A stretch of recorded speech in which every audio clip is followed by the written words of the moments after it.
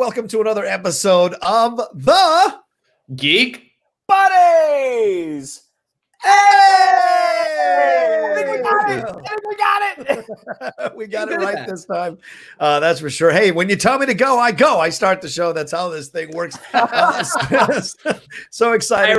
Right before John hit record, I started to ask a question, but it was too late. So I have no idea what's going to happen. We're just going to fly by the seat of our pants here. As soon as I hit go live, we're going live. That's how we do things. But excited to be back again this week to hang out with two of my best friends here, Michael Vogel and Shannon McClung, to talk about all kinds of things going on in the world of geekdom and nerddom as well. We're going to touch on some Sandman stories, some National Treasure stories. We're going to do our little bit of remembrance of Jerry Stiller, as we're all massive Seinfeld fans. And then our main topic is going to talk about, you guessed it, that's right, Star Wars and all the big things that are happening for the Mandalorian season. It was too big. The story was too big. We had to keep going. I'm sorry. Jonathan Gabay, I'm sorry. We tried to come up with another topic. Sorry, JG. Too big. Serenity now! And we're going to jump into all of that today and have some fun, but let's introduce ourselves real quick. For those of you who've been trying our show out for the first time, I am John Rocha, writer, producer, and host, and runner of the Outlaw Nation YouTube channel that you are currently on or listening to on the podcast network. I am Michael Vogel. I'm a writer and producer of animated TV shows and movies.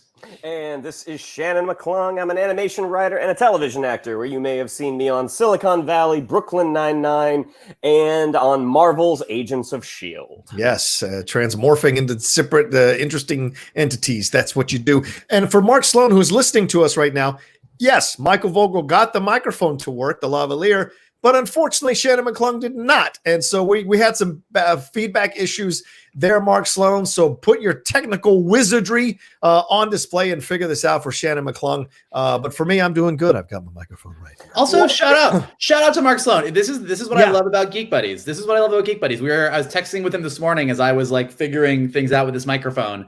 And I was like, look, thank God for you being a tech guy, because I can talk about Star Wars all day long, but I am not smart at other things. Right. So this is the great thing about Geek Buddies, is everyone's helping out in their own way to make the show as awesome as possible. So thank you, Mark. And another thing about Geek Buddies, Mark Sloan bequeathed some lavalier mics to me and Mike Vogel, who Mark is a very dear friend of ours that we've known for many years. Also a very loyal fan of the show. He reached out last week and said it's not fair that Rocha is the only one who has a good audio setup, and he gave us some mics. So Mark, thank you so much. There you go.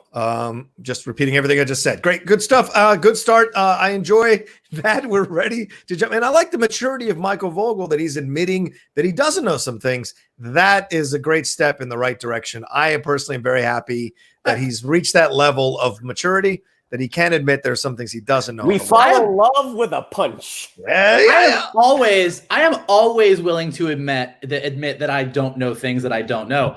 I just think there's a lot of things that I know. It's a fair point. I think it's a very good defense, actually. I'm very excited because I just finished interviewing Brian Cox for about 30 minutes for an episode of the Deep Cut on the Outlaw Nation channel, which will be up on this channel soon. He's got a new movie coming out on VOD called Last Moment of Clarity, but we talked about Succession Season 3. We talked about his love of Superman. He's a very big fan of the original Superman movie. Like, he mentioned Glenn Ford. He talked about how that death really affected him.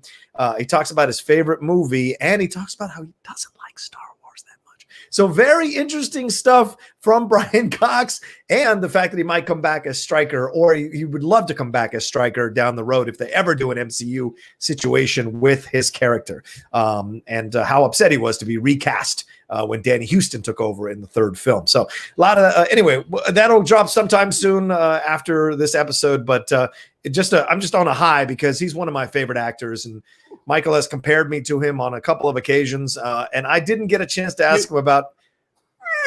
I didn't get a chance to ask him about that. You do have Brian Cox has those like acting peaks where he really just goes for it to the point where it seems like it should be too much. Yeah. But you're on the ride with him. Yeah. And that pretty much sums up my friendship with you over the past 20 years.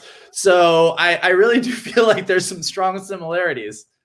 The love of the punch. The love of the punch. The love of the punch. Anyway, so I'm excited for that. But anyway, we got a great big show for you all today. Do we start? Where do we start? Who starts? I start? That's what I was asking you before the show started. Oh, I don't know. right. Well, we went right into the show. Yeah, that was very Poe Dameron just now, Johnny. Who talks first? You talk first? I talk first. You know who's going first? Brian Cox. That's who's going first. That's right. Brian Cox is going first. No. I'm just joking. Anyway, all right, Melissa, I'll just start. And there was a lot of news that came out. I don't think there's too many graphics today. I didn't have time to get them all scored away. So we're just going to talk. You see our pretty faces. Today, or not today, but this weekend, there was news about National Treasure. I wanted to bring it up. I'm a massive fan of the National Treasure series. It has no business working, but I enjoy those first two films very much. Nicolas Cage, Diane Kruger, Justin Bartha, I think that's right, as the third person in that trio. Of course, we've had Christopher Plummer, John Voight, all be part of this franchise as well. I think for those of you who are big Law and Order people, Anna Parisi, I think, was in the first one or the second one. We had Harvey Keitel as well involved in this. So a lot of people have been involved in National Treasure. Well, they've been waiting for a third film for quite some time. And the producer there, is it Joel Silver? Is it Silver? I think it's Bruckheimer, isn't it? Oh, sorry, Jerry Bruckheimer. Bruckheimer was interviewed. I always forget sometimes. Jerry Bruckheimer was interviewed about the situation, and he said, yes, there is he said American Treasure 3, which may be the name they're going with, but National Treasure 3 movie is in the works, and then a National Treasure Disney Plus TV series is in the works. He said the TV series is going to skew younger, whereas, of course, logically, the National Treasure 3 film will go with Nicolas Cage and what happened. And Nicolas Cage was asked in 2016 about it, and he said, I have no idea what's going on. I'd love to do it, but I have no idea what's going on. So this may be something they're working on behind the scenes. And of course, Nick Cage, as he does, he always bubbles up to the surface. No matter how many VOD or straight to DVD films he does, he always bubbles up to the A-list surface. And so now with the Tiger King thing, he's now crescendoing again if this National Treasure 3 film gets off the ground, because of course with production delays and stuff going on with coronavirus, we shall see. But either way, what do you guys think? Are you excited for National Treasure 3? Do you like this franchise? Look, to me, I mean, I love the adventure film where they're on the search for a mysterious MacGuffin.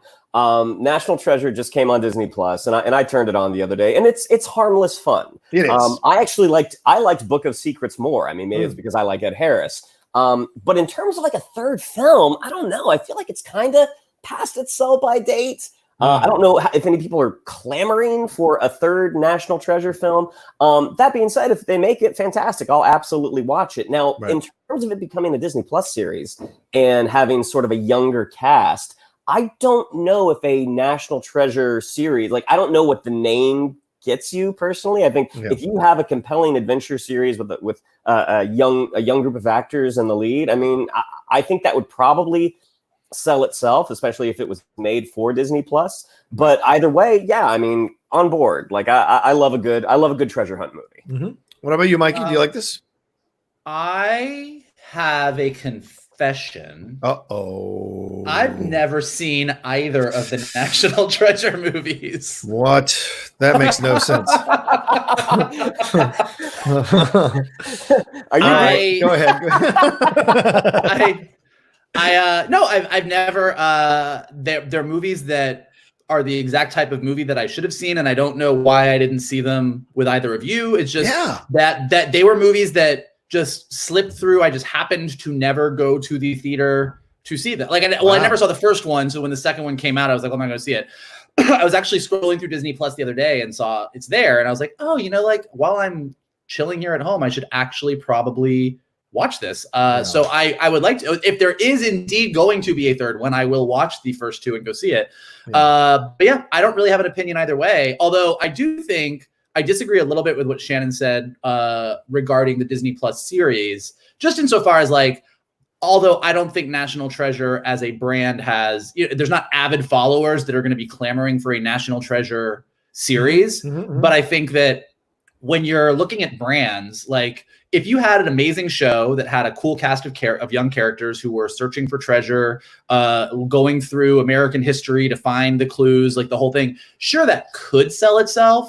But if you own the brand National Treasure as a company like Disney, there's no reason not to relaunch the brand or continue the brand in that way. Making National Treasure sort of a brand in and of itself, by a similar token, had you cast Johnny Depp as a pirate in a cool pirate movie and not called it Pirates of the Caribbean, it still would have been a cool movie. Yeah. But that actually did sort of reinvigorate the Pirates franchise. So that's something I think that Disney actually is really good at. Shannon's right. If it's a good story, it's a good story. It'll be great. But if you can call it National Treasure, go for it. That's awesome. Yeah, I mean, you're looking at the box office of these movies right now. National Treasure worldwide made $331 million, a little bit over $331 million. But if you look at National Treasure Book of Secrets, that really did well, $457 million worldwide. So in total, they made almost $800 million worldwide between two movies. So why wouldn't you do a third one? Why wouldn't you try to see if there's something here to mine? I do think in our time now where we're so split as Americans and everyone's fighting with each other and political ideologies are crashing into each other constantly every day, the mask or the unmasked, I think it's important to remember why this country was founded and the principles. And I think National Treasure does two things always. It educates you about this country, and it also gives you a fun action adventure movie to go along with it. So maybe there's something they can go after here that is related to a national artifact or an old artifact from our country's history that would be also a message about unification, a message about, putting away the anger and actually picking up each other's hands and moving forward. So maybe that could be an indirect result of a movie like that. And to go the Disney series, I think I'm even more excited about the Disney Plus series because it feels like kids today, or I don't want to sound like an old, but it feels like kids that don't have as much respect for the history of the country and how it was founded and all the things that happened beforehand. And so maybe this is a way to kind of like get kids excited about history and American history and the things that have happened in the world and couch it in a fun cast that enjoys discovery. Like Librarians, every once in a while I'll watch an episode of Librarians. It's fun throwaway stuff, but there is some educational stuff in there. So I think that could be fun with this National Treasure stuff. Maybe the plot could be each week they have to blow up a Confederate statue and find the treasure on the inside. Maybe that would be a good. We were doing so well. We were doing so well. Could be the arc of the season, maybe. I was gonna say between the Dan Brown movies and National Treasure, I'll take National Treasure. I think they're way more fun and way less controversial. But Mike just blew that bridge up. I guess so, so to speak. What's in your coffee? A little liquor? What's going on? They just gotta blow it. Not because they're angry. They just need to blow them up to get to the treasure, and then there's no more statues. It just happens to be a side effect. I mean, that would. Yeah, this is not a spoiler for National Treasure at all. But the amount of times that they can unroll and roll up a document that is 250 years old. It's really shocking. Very true. Very true. Yeah, because what was the first one? Declaration of Independence, right? Declaration of Independence, yeah. Yeah, what was the second one? The second one was the Book of Secrets, and it's connected to Lincoln. Lincoln somehow. It's connected to the Lincoln assassination. What is the desk that's in the Oval Office? Is it the Resolute desk? No, the Resolute desk, yes. Yeah, that's made from the ship. It's connected somehow to the plot. Wow. And I mean, Nick Cage, for all of his craziness, I mean, he does make for a very enjoyable and unconventional action leading man. Yeah. I think The Rock is one of the best modern action films. It is so enjoyable, and a lot of that has to do with Nick Cage's Stanley Goodspeed, someone that has no business being in the field. Okay, what does that mean? I agree. I mean, this is one of those rare characters that Cage plays that is very engaging and warm and vulnerable. And he's like, and you go along with him because you can sense that he genuinely loves these things and knows how important these artifacts are. And he's not like a jerk about it or anything like that. He's very like caring about what he's doing, and he's willing to break these rules and do what has to be done to save these artifacts and stop these conspiracies or these plots from coming off. So I enjoy him in this role, maybe more than I enjoy him in most other franchise roles he's done or big movie roles he's done, because they're just almost like Cameron Poe and Con Air. Like there's a charming vulnerability to him, regardless of what's happening around him. There's a charming vulnerability to Nick Cage in that movie. You know, when you say what's happening around him, are you talking about the hair? What's happening around the hair? Well, the bunny stuff and everything like that. You know, but like he's playing a really good character, like a guy you want to cheer for. before. And I think National Treasure is the same thing. He could be an arrogant, pushy dude who smiles at the end, but throughout he's actually very engaging. And that's what makes those movies worth watching. Agreed. Anyway, we'll see what happens. We'll get news soon when they finally actually do it and lock people down. But like we said, with all the postponements, the delays with production, it'll be a while probably before we get any kind of big news coming out of that. All right, what do we have next? Next, we have some really exciting news. A few weeks ago, we were talking about comic books that we loved that you could read while you're on quarantine. And one of the things we brought up was Neil Gaiman's Sandman series. And if you are not someone who's a comic book person, there is still the opportunity for you to enjoy it. Neil Gaiman today released on his Twitter the cast list for the Sandman audio, which is going to be available on Audible July 15th. Wow. So basically what they're doing is they're taking the first 3 volumes of the Sandman series, and which include Preludes and Nocturnes, The Doll's House, and Dream Country. Those are the first 3 compiled volumes of Sandman. And they're doing this Audible thing, and the cast is pretty awesome. First of all, as Morpheus, Dream, the main character, is going to be James McAvoy. Wow. Neil Gaiman will be the narrator. But then you have Riz Ahmed as this character, the Corinthian. Kat Dennings playing Morpheus' Dream's sister, Death. Taron Egerton playing John Constantine for the DC Comics fans. Nice. Michael Sheen playing Lucifer. And Gollum himself, Andy Serkis, playing Matthew the Raven, who's kind of Dream's sort of right-hand Raven. Wow. So it sounds like it's a pretty impressive cast. It's going to be really, really cool. I'm not necessarily an Audible guy. I'm more of I love to read books. I don't do a lot of books on audio, but I will absolutely be checking this out. Definitely a cool way to spend some time as, walking, or obviously you guys should be listening to Geek Buddies on your walks first and foremost from a podcasting standpoint. But once you've listened to us for the week, there's still a lot of time left. And this sounds like it's going to be pretty cool. I'm not sure how many episodes it's going to be. I'm not sure how long it's going to be. This is all that's been released up to this point, but super, super exciting. So I'm stoked. Yeah. Shan? Yeah. I mean, and depending on how long it is before regular production on film and television resumes, this could be something that more companies might start looking into, is recording these sort of celebrity-filled Audible books for these really popular works, and having James McAvoy. I started reading The Sandman years ago. I didn't latch onto it as much, but part of that had to do with the art. I thought he's a little too Tim Burton-y for me, but I will certainly give this a listen. Interesting. I'm not saying it's a bad thing. I'm saying it didn't fit for me. But Audible has been something that I've been leaning on a lot recently. I've listened to a lot of great books on tape. And yeah, I think this could be some of the things that it sounds good. Yeah, you got there. You stuck the landing. You stuck the landing, Shannon. Good job. I'm getting a lot of judgment from Mike, and I can see him on my screen. The more he leans in, saying interesting when I say I don't like something. No offense, different strokes for different folks. Hey, fine.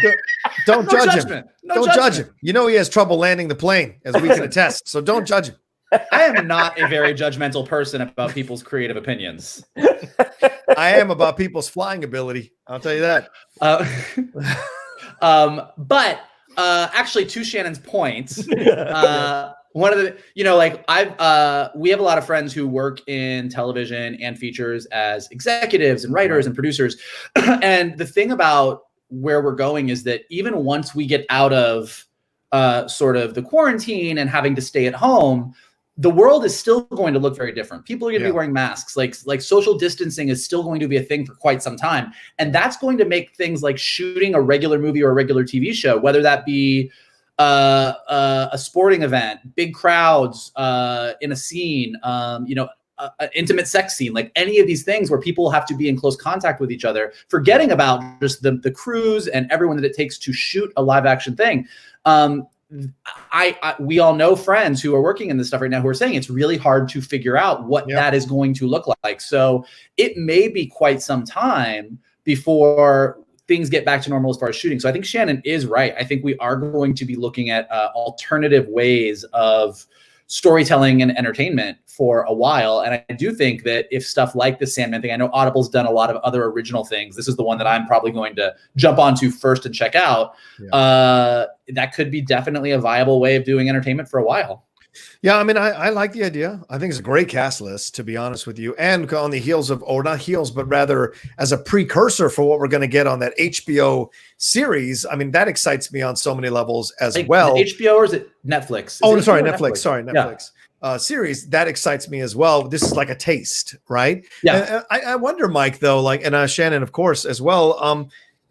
It's a comic book. So a lot of the comic book work is done by the panels. So are we going to get descriptions by Neil Gaiman of the panels that we're looking at as these actors are saying their lines? What are we going to get? So the announcement did say that he's working with Dirk Maggs, I believe the guy's name is. I'm trying to find the full name here, but it's the same person that did adaptations of Anansi Boys, Neverwhere, Good Omens, and Stardust. So this is someone who's adapted Neil's work before. Now, granted, most of those are novelizations and not necessarily comics. So you are right. But this person is someone who has a long history of taking Neil's specific type of storytelling and adapting it. So it will be interesting. I mean, look, those Preludes, Nocturnes, Doll's House, and whatever the third one was that I just named. And the third... Dreamscapes. Okay. Those are sprawling stories with tons of characters that go lots and lots of places. So it will be really interesting to see how they adapt all of that. But yeah, we'll see. It may work. It may be. I don't think it's fully the same way that I don't think listening to a book on Audible is quite the same as reading it actually in person. I think that hopefully people who listen to, if this is your introduction to Sandman, you'll listen to this and it'll encourage you to go read it, because I think Johnny is right. I think looking at the panels and seeing the art is a big part of the experience, but it's definitely a good way to tell the story. So we will see how it goes. Yeah, I think in the compendium they wrote it out as like a novelization. So I think there is a novelization that is available, but still that it's nice to know that at least this has kind of worked itself out a little bit, and we'll get some nice audio version of this for us to enjoy, and I'm looking forward to it. And like you, Mikey, I don't do the Audible stuff, so it would maybe to try maybe as a free trial, this will be the one I do for a free trial for sure, because it'd be enjoyable to listen to. All right, we'll see what happens, but great cast list. Excited about this, and I should go buy those. I should just buy the whole thing and just enjoy it all over again, because it's like Watchmen level, Dark Knight Returns level. It belongs in that conversation as some of the. You know what, John? I agree with you. You really know a lot about comics. You really seem to have your finger on the pulse. You're a tastemaker. You've got good taste. I like the cut of your jib. Thank you very much. Thank you very much. Anyway, what's wrong with him? Why is he flipping out over there? We killed Shannon. Oh, because he didn't like Sandman. He doesn't like Sandman. It didn't work for him. No, hey, I didn't say no judgment on Shannon. No judgment on Shannon. I'm just saying that you, seem very wise. Yes, you seem very wise. Thank you. We're above Shannon, that's for sure. There's a thing that our listeners might have caught on to at this point, a year in, but whenever Mike says or starts off a statement with "You're not wrong," but what he's saying is you are very wrong. You are very wrong. Yes, I do not. I don't know. Listen, you're not wrong. I do that, but I don't think it means what you think it means. John's getting trigger happy here. I'm trying to figure out the right formation. I can't figure out the right formation. All right, let it be. For you guys listening, John is just going like crazy, changing the boxes that we're talking in. Yeah. So I thought there was a way to make somebody like, Shannon, there it is. That's what I was looking for. So when you guys are talking, I can give you center stage when you're going. So yeah, I was just trying to figure that out. Okay, now I figured that out. Thank you for putting up with me. All right, what's our last story here? Our last geek news item of the week is a sad one. On May 11th, we actually lost Jerry Stiller, he is the father of Ben Stiller. A lot of our audience might know him as the great Frank Costanza from Seinfeld. He was on King of Queens. Did a bunch of voice work. His acting career dates all the way back to the late 50s. He's one of those characters, and again, I'm probably mainly going to talk about Frank Costanza. Just one of those characters that is so incredibly funny and just really a shame. Like, he was 92 years old. He did pass away of natural causes. So, nothing terrible like, COVID-19 or anything. Right. But just a really, really, really funny performer in all of the interviews where people have spoken about him very warmly. It's just what a great guy he was. So incredibly nice and friendly, and a pleasure to work with. Amongst the three of us, we love Seinfeld.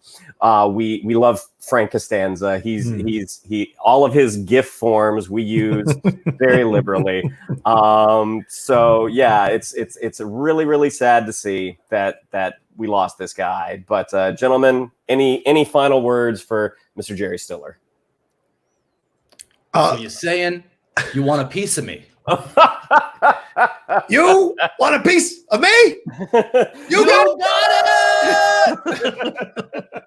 it. Like, Jerry Stiller has done a lot of great stuff in his life. Obviously,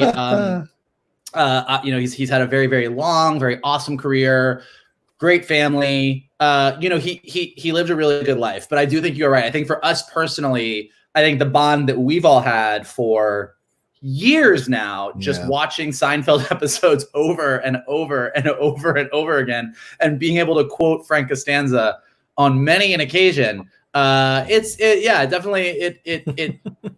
hit me harder than I thought it was going to hit me when I read that news.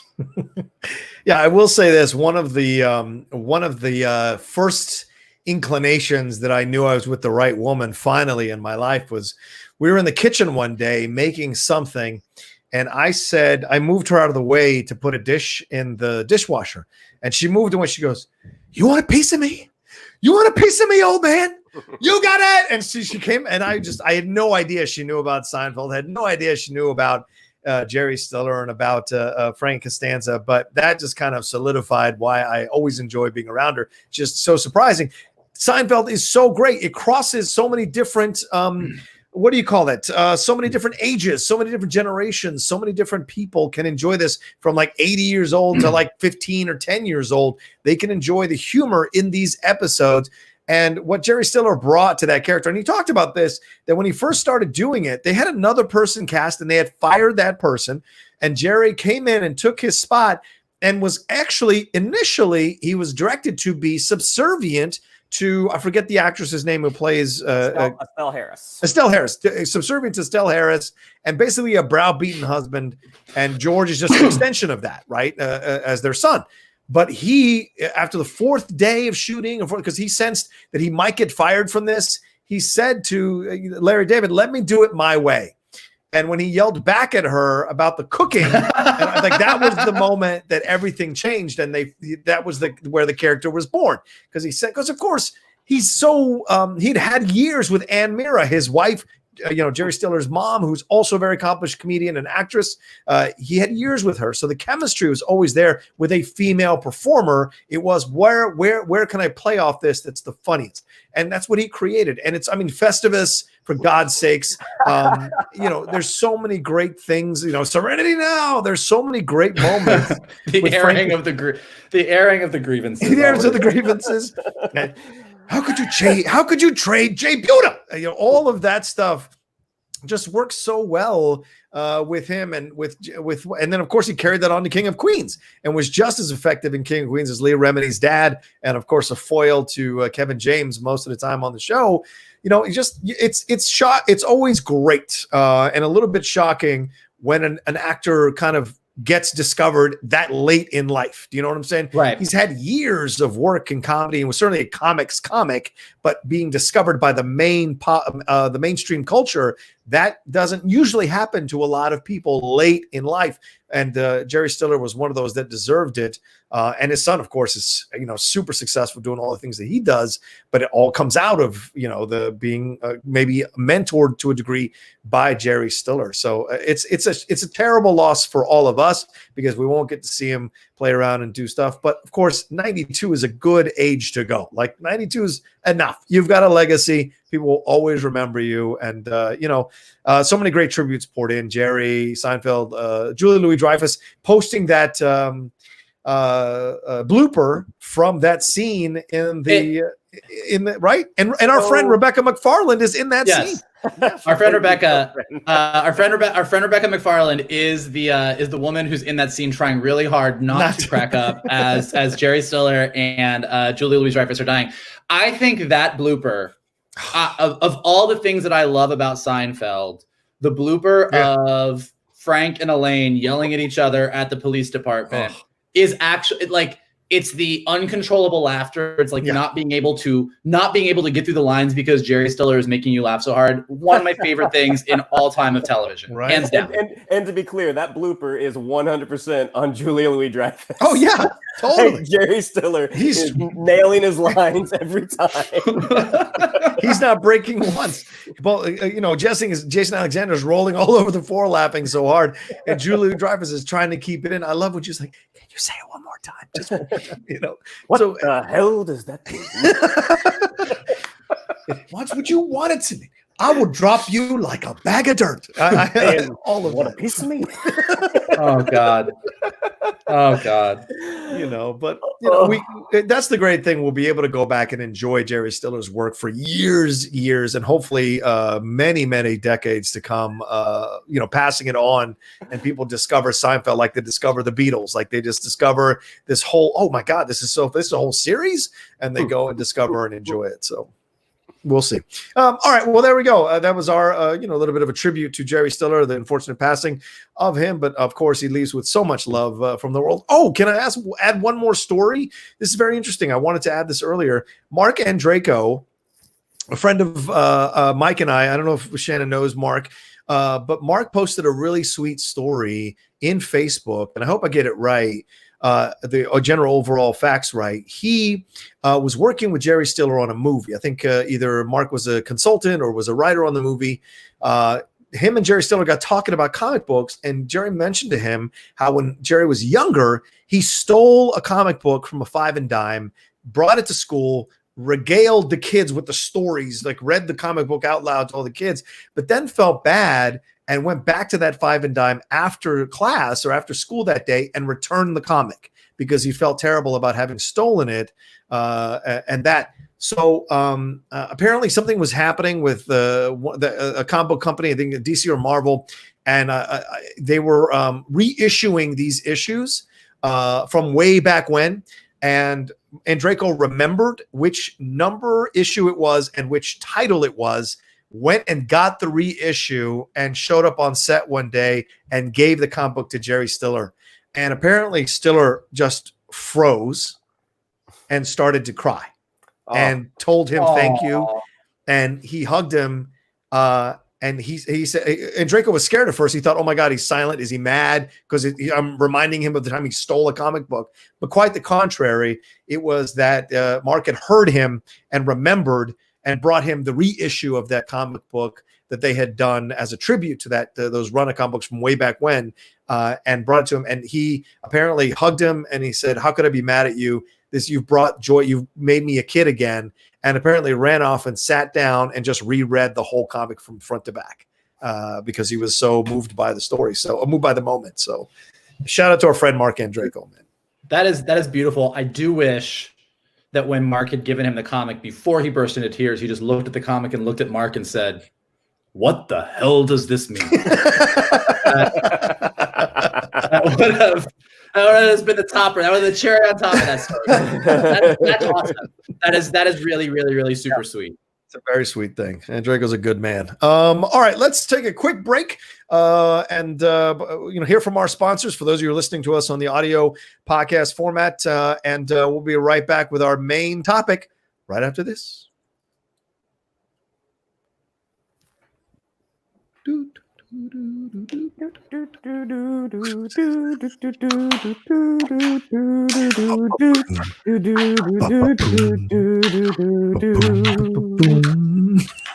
And we're back. There we go.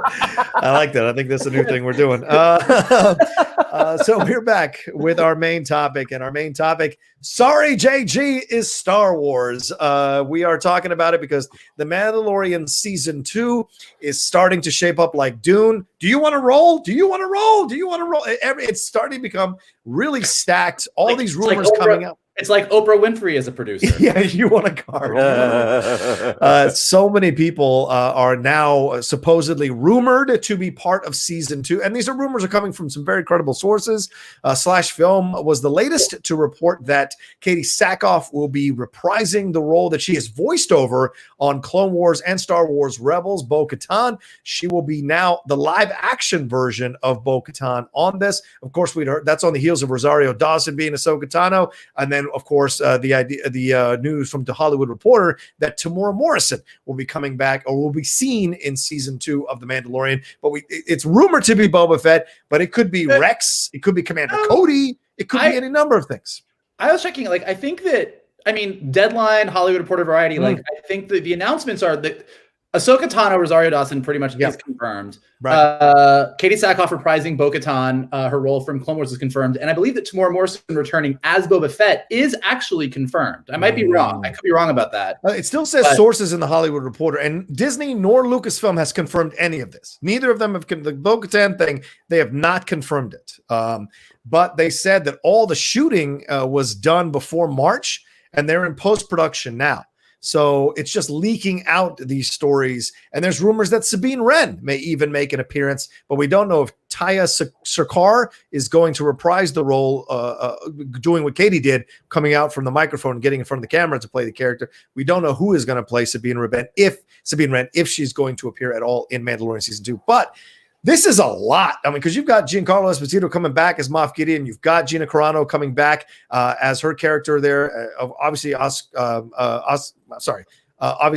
Pedro Pascal coming back as Mandalorian, Carl Weathers. So this is stacked. And you've got some great directors, Peyton Reed, et cetera, are involved in it, Robert Rodriguez. But this is stacked. Are you worried? Are you guys excited by this or worried by this? What's your reaction to all of this? Not worried at all. Okay. Not worried at all. I mean, even if they do, I mean, I don't know if they've said how many episodes they're going to do. If it's like Season 1, it'll be 8 episodes. A lot of these characters could be popping in for one episode, but also all these characters are tied to either the Darksaber and or Mandalore. Yeah, so it makes sense that they would be involved in some capacity. I mean, I think it was episode 6, episode 5, after Ming-Na Wen's character died. The gunslinger, and we see that set of boots walk up to her, and immediately people are like, is it Giancarlo Esposito? Is it Boba Fett? Nah, maybe it's Boba Fett. They are on Tatooine, if he hasn't left. But no, I'm totally excited about this. I love the fact that they're leaning into the animated world.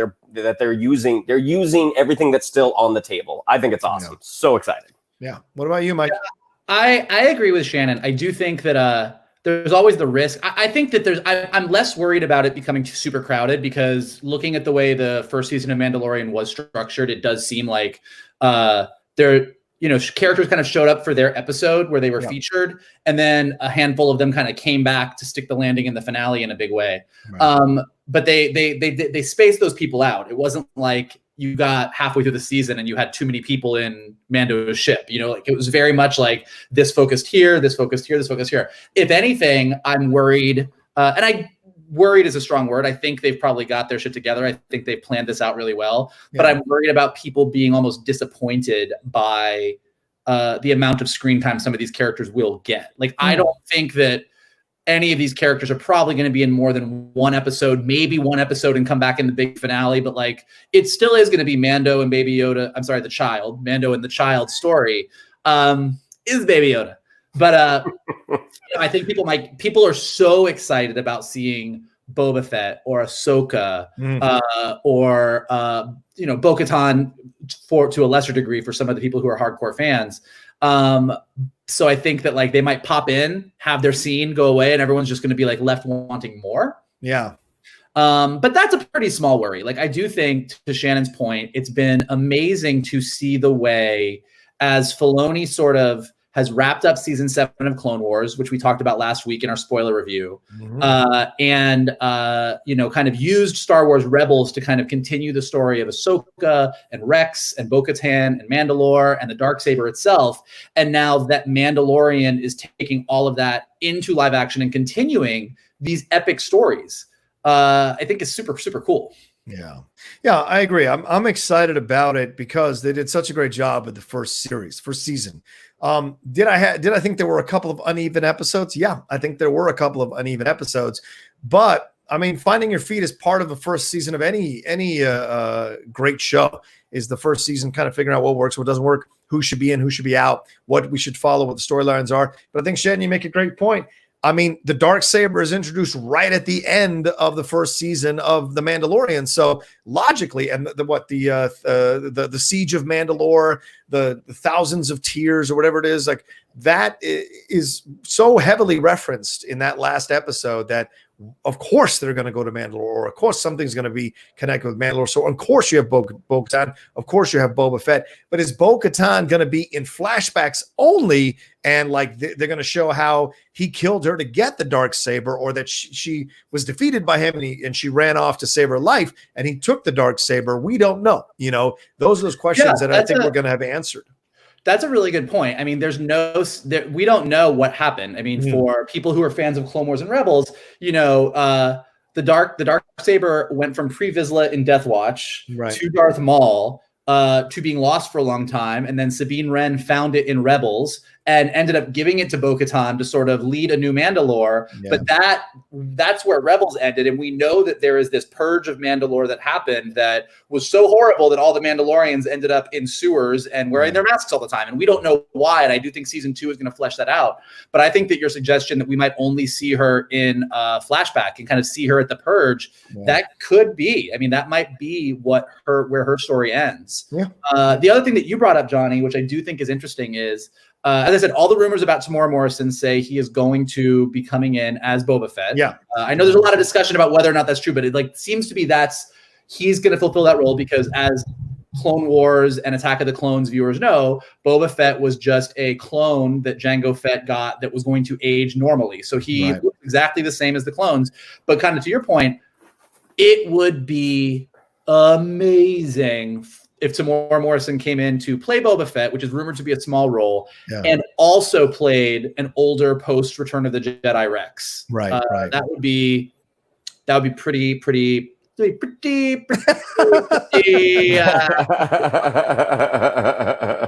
Because The Mandalorian takes place about 10, 12 years after Rebels?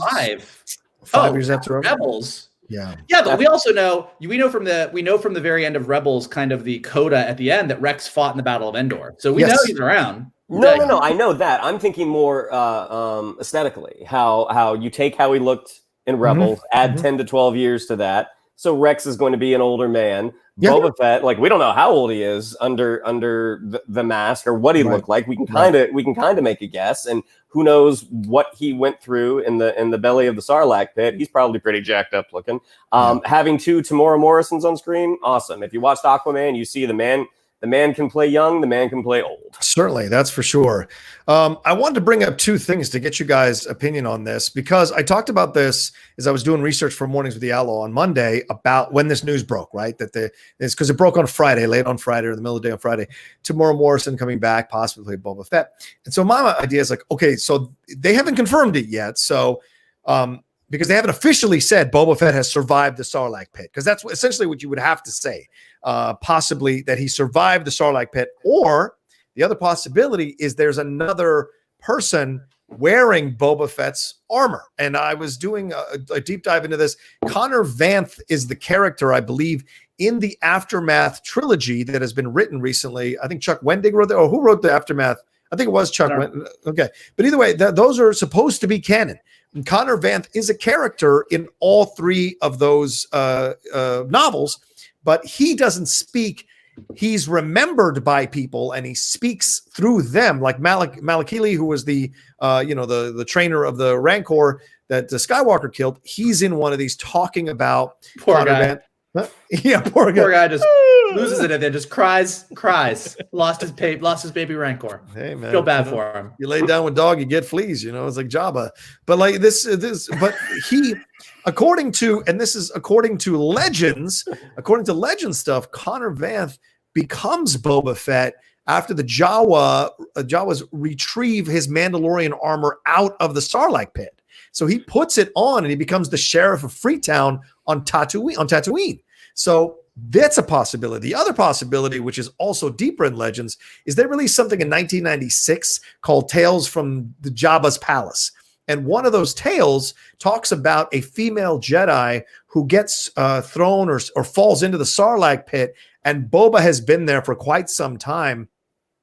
Oh, no, wait, I'm sorry. This is a female Jedi. They fell into another Sarlacc pit, I think, and is being consumed over thousands of years or whatever, but ends up connecting mentally with combining together so it achieves consciousness. The Sarlacc pit achieves consciousness. Then Boba gets caught into that Sarlacc pit and starts to have conversations with this Jedi as the Sarlacc, and tricks the Jedi into squeezing the jetpack so hard that it explodes or ignites and shoots him out of the Sarlacc. And so that's how he escapes. So it is in in Legends that Boba has either escaped or someone has assumed the mantle of Boba Fett. That being said, those are some deep, deep cuts, but I wonder if they'd be willing to go that deep, because obviously anybody could wear the Boba Fett armor and be Boba Fett. My personal guess is that it would be. Hold on, let's just take a break for a minute after that. It's a very deep dive. I think I need a minute. My personal guess is that it would be a no, because I think at that point you're shifting the focus of the story to this epic story of what happened to Boba Fett after he got thrown into the Sarlacc pit. I'm thinking that he will be Boba Fett as he was Boba Fett. Because ultimately it's still going to be Mando's story. Yeah, okay. I do think that, as you were spinning that yarn, it made me realize that I know a lot of people were upset. I remember when Lucasfilm and Disney kind of came out and said all of the comics and all the novelizations that you've been reading for years are no longer canon. Yeah, that story pretty much sums up to me why they made those choices. I think that there was a lot of things that happened. I do think they will go back to a much simpler. I think. Look, the fact that Tamora Morrison is coming back and is rumored to be Boba Fett kind of negates that it's anybody else. Like, if it's Tamora Morrison, that's Boba Fett because he looks like his dad. Right. And I think that there's just probably a way simpler. Like, he got out of if we live in a world where, granted, he was a Sith, but like, if we live in a world where Darth Maul can get literally sliced in half and can hold himself together for several years and come back with a vengeance and become an amazing character, I'm going to buy the fact that Boba can, like that Jabba exploded and Luke and friends took off on the sail barge and Boba like popped out and made his escape. And I'd way rather have that be the I got out. Like if you think of like the Taika Waititi and the guys and a lot of the girls that are like directing these Mandalorians, I would much rather have like a fun, awesome, badass throwaway line. Like, didn't you get eaten by the Sarlacc, and a throwaway line that made Boba sound like a badass, than a detailed example about the Jedi who made a conscious bond with the Sarlacc pit. And to Lucas's credit, Lucasfilm, because they had apparently written that storyline to be used in some form in the main movies, and Lucas rejected it and said, no, just leave it in that area of the stories, but I don't want it on the movies. So the possibility was presented to him. It is interesting. I was watching, and everyone should check this out. Like, Disney has this 8-part Disney Gallery thing that's a behind the scenes look in Mandalorian, and the first 2 episodes are airing, and I think it comes out every Monday or something. But in the second episode that premiered this week, Filoni goes on a huge deep dive on why Qui-Gon is super essential to Star Wars, which is absolutely fascinating. But he also talks about when George made him bring Darth Maul back, or got him to bring Darth Maul back, and like, he talked about it, and it did get my brother and I were laughing, like, George Lucas twice now has taken super badass characters. Like Boba Fett comes out, Empire Strikes Back, everyone in the world freaks out. Boba Fett's the coolest thing in the world. Oh my God. And then just dies like a chump in the Sarlacc pit. Like just boom, right off the bat. And then Darth Maul, there's so much about Darth Maul. Episode 1, Darth Maul, and then just gets chopped in half. But both of them now are getting these resurrections. And if they handle Boba as well as they've handled Darth Maul, it's going to really be it's going to be a great trick, like kind of like resurrecting these characters and giving them new life. The other thing that I wanted to say that I really am loving about all of these discussions is that it really does prove that Star Wars is bigger than the Skywalkers.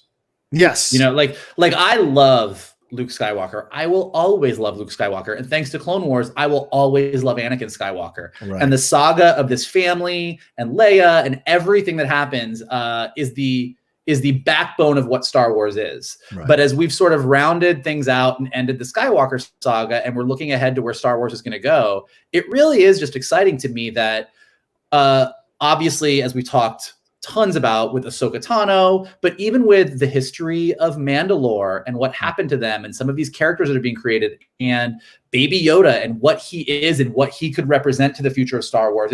It really is amazing that they've managed to move these stories beyond the characters that we've all grew up with and fell in love with and still have created these engaging epic sagas that we're talking about today. Like, it's pretty awesome.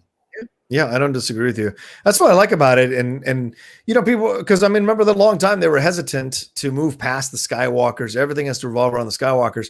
But I think the fandom had to mature past those original trilogies, even past the sequel trilogy, and be like, hey, we want something more here than just this family, you know. And I think the reaction to the latest trilogy is further proof that, you know, this was nice. Let's move on.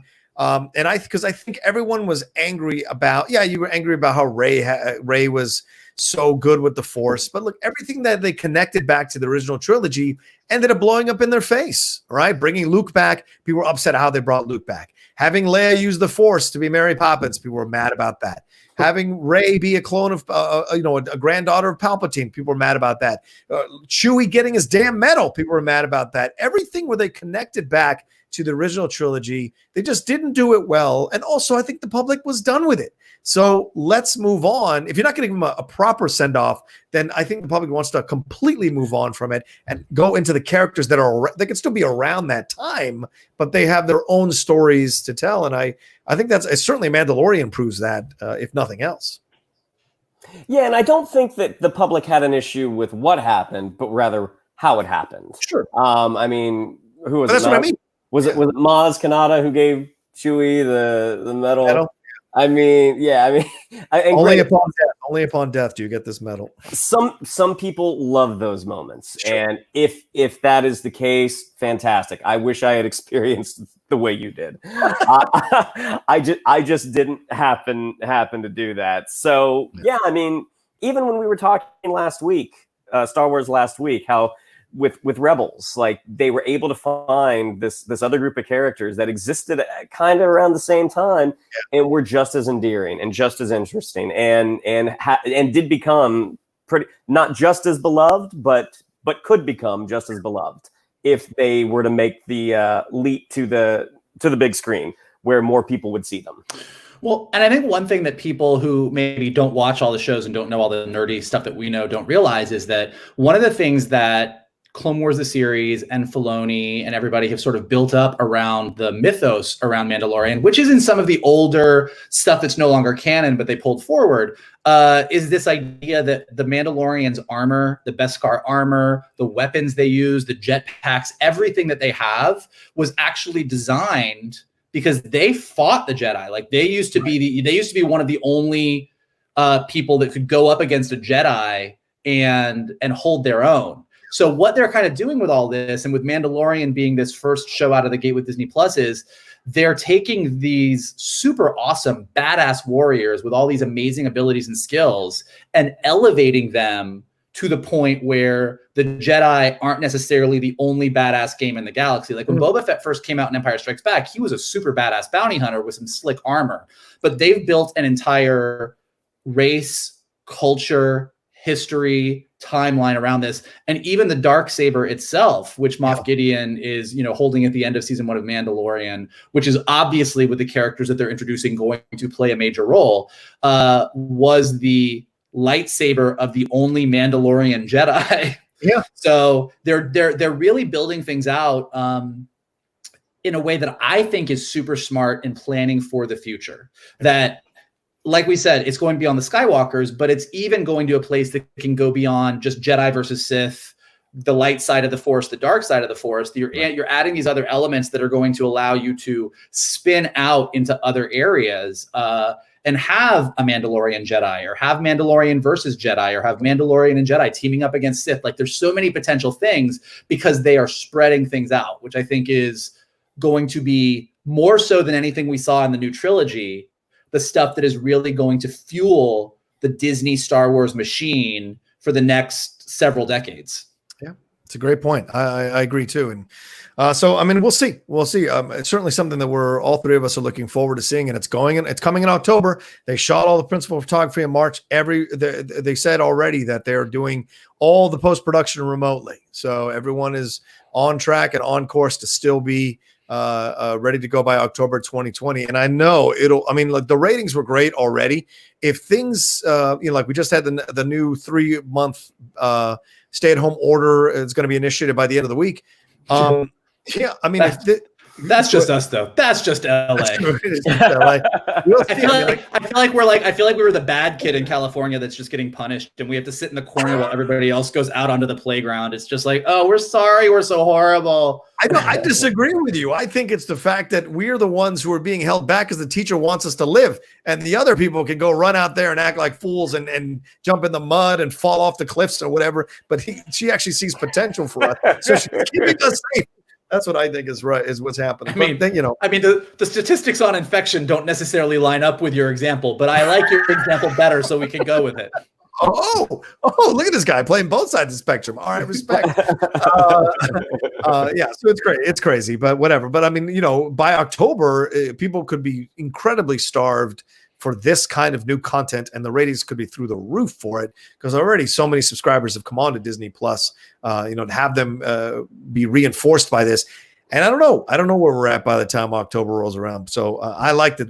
It's something for us to look forward to, at least, and that won't be affected by coronavirus at all. So we know it's coming, so we can look forward to it. All right, and one last thing, I think, before we wrap up, the New Mutants got moved to August 28th. Anything that we're never seeing this movie, right? We are. Do you know what I do find actually interesting about this New Mutants announcement is that Disney is not. I understand why Disney is refusing to put Mulan on VOD or put Black Widow on VOD. Like, those are big movies. They want those to be the things that drive people back into the theaters when people are allowed to go to the movie theaters again. I am so surprised that with everything happening, they are hell-bent on putting New Mutants in theaters, apparently. Yeah. Like you would have thought that once things had to get shifted again, they would have said, well, okay, fine, New Mutants is going to be a Disney Plus premiere, or we're going to put it on VOD or whatever. And they're not, which oddly makes me excited. I have a few friends. Maybe? Oh, yeah. I have a few friends who have friends who have seen the movie. And every person who's a friend of a friend who's seen the movie has said it's incredible. Well, that's the thing. When it was done, I mean, 20th Century Fox's the powers that be that used to be over there, they made some really questionable decisions with their comic book franchises. Yeah, and to have a movie come in and then be like, I don't know, maybe it needs this, maybe it needs that. Because they didn't do those reshoots that they had rescheduled. Like that never happened. So the thing that they had shot initially, the thing that Josh Boone set out to make, he made. And yeah, I mean, Disney's may see the light and be like, hey, listen, this doesn't need whatever you all thought it needed. It doesn't. Let's just put it out. It's a solid product. Yeah, the fact, like, when I read the announcement, as opposed to, there was that initial thing of like, oh, poor New Mutants. like they are just never gonna like this thing. This is the little movie that could like it should have died so many times. It just keeps going. But yeah, the fact that they are still hellbent on a theater release, and actually, kind of to your point about Mandalorian season 2, I do think that if anything, if we are actually going to the movies in August, which God, I hope, since Shannon and I unintentionally tweeted the exact same thing yesterday about our desire to just go sit in a movie theater. Super weird. Yeah. It could work out great. Like with people being so starved for entertainment like this, and this being the X-Men franchise and characters that a lot of people really love, like this could drive people to the movie and make it a much bigger hit than it would have been otherwise, because this was a movie that I think for a lot of people was maybe we'll see. But if this is one of the big things that makes it into the theaters by the end of the summers, it's like, yeah, I'll go see anything. Like, I just want to go be in a movie theater. That's me. I know a lot of people are going to be like, I'm not going into a movie theater or a crowded bar for a very long time, but I will risk the movie theater. Okay. All right. You can always sit all the way in the back. You can always do that. Well, yeah, Johnny and I we like the end. We like the aisle. Oh, do you remember? I don't understand how you like the aisle. Like, you're so far to the side. Like, why don't you like just being in the middle? I like the aisle. I used to sit in the middle, remember? And now, but the aisle is easier as I've gotten older, because I like to leave as soon as it's done. And if I got to use a restroom, it's a quick, I hate stepping over people and ruining their movie theater going experience. So I think it's better for me to me personally, sit on the aisle and just be able to do my business, come on back and watch the movie. I just have that thing in my head. It's easier, the quick exit and the easy access to the bathroom. That makes sense to me at this stage of my life. I love middle of the theater, middle row, sitting right in the middle, just like taking it in, taking it in. That's what I like. Taking it in. I know you do. Also, my bladder is bigger than both of yours, and I can actually hold it. So there's also that. That's a story we can tell down the road too. Geek Buddies After Dark. All right. Let's wrap it up here. We're past that hour mark. Thank you all so much for downloading this episode and watching us banter about all these different great geeky topics. And if you are listening to us on the podcast network, thank you so much for downloading Geek Buddies on the podcast network as well. We appreciate it madly. And of course, we're always open to hear your thoughts about what you want us to cover, what you like about what we covered. If you have to correct anything we've said, feel free to reach out to us. Shannon, how do they do that? Yeah, well, before I get into that, let me add one quick thing. Yeah. Our geek buddy, Eddie Liu, friend of the show, he was actually in Silicon Valley with me. He played my shadow, Doug, to Keith Northeast Regional. He was cast in the reboot of Kung Fu for CW. Oh. And that show was picked up. Yes. So we don't know when it's going to start back up, but he will be, fingers crossed, everything goes back to normal, and Eddie will be on Kung Fu this fall or next spring on the CW. Who is he cast as? That I don't remember. Okay.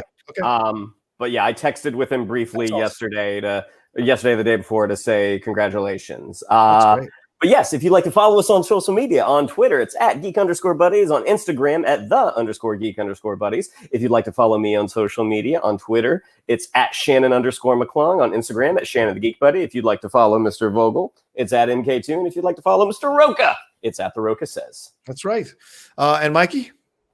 Hey, listen, guys, you're home, you're hanging out, you're socially distancing. What are you going to do? You're going to subscribe below to Johnny's page right here, the Outlaw John Rocha. If you're listening to us on Anchor or Spotify or iTunes, just go take like 5 minutes, give us some ratings, give us some stars, leave some like really nice comments. Maybe tell Shannon that he should maybe give Sandman another chance. I don't know, like whatever, just whatever you want. And look, the more that you do those things, the more we go up in those rankings, so that more people find us when they're just searching for geeky stuff. But even more so than that, we've had a lot of you guys, especially on Twitter, other places, you've been retweeting us. You've been telling people how much you've enjoyed the podcast. You've been saying what a great time you have listening to us. And you've been spreading it around on Facebook, on Twitter, on everywhere. Look, there's a lot of really bad things being spread around the globe right now. Like, let's infect everybody with something way more positive, a little fun geekiness. Let's go with that. Let's do that. I like everything he said. I like everything he said. I don't know what more I can add to it. Follow all of us. You see there what we do here on social media. Subscribe, and then that's it. Love all to you. Please stay safe. Wash your hands. Practice the social distancing. Don't stand in Red Lobster line for 3 hours waiting for those biscuits. For God's sakes, go make them yourself. Do not get into battles with anybody over the masks, wearing the mask or not wearing the masks. Just be patient, be safe, and take care of yourself and do what you think is best. Yeah, there you go. Oh, man. And this is a Nancy Vogel. This is a Nancy Vogel. My mom sent me this mask. It's a Florida Gators mask. See, you're ready. You can look fashionable. You can look fashionable while you're being safe right here. Yeah, even if you have a poor choice of schools. Nancy, please send me a Florida State. All right, that's it.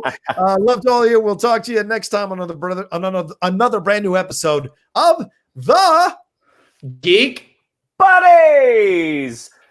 Hey!